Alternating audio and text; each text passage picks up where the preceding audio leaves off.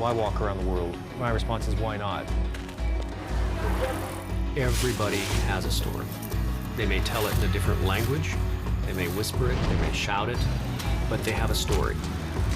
I'm interested in telling the untold stories of people who live around the world, who work in farms, in factories, people who make societies work.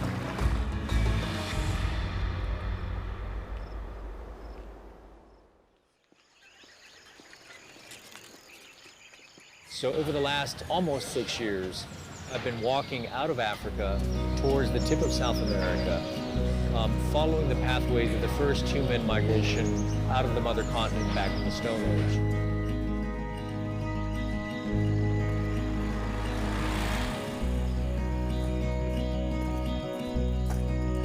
And along the way of this foot journey, I'm stopping every 100 miles to do what I call a milestone.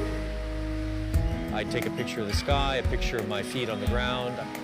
I record video and audio, and I interview the first human being I meet with a series of 3 questions about human identity. Who are you? Where do you come from? And where are you going?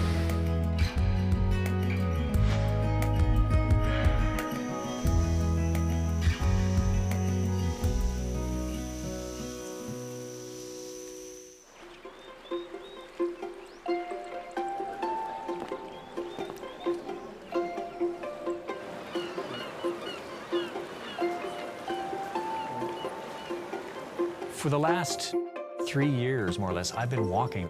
I'm here in India. This was part of what we call the Silk Road. India was an integral part of the Silk Road. Not just for commodities like spices, like gems, but for ideas. It was an amazing center of learning.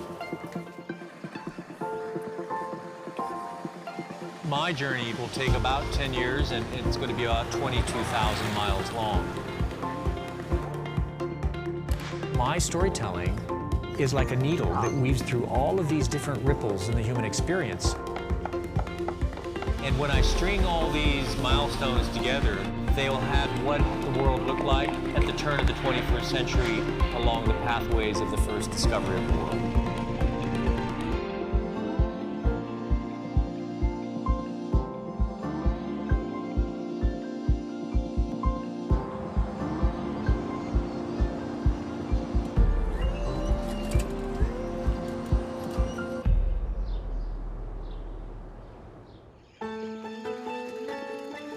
As a storyteller, I'm kind of a funnel that takes in people's stories and then shares them out with the world.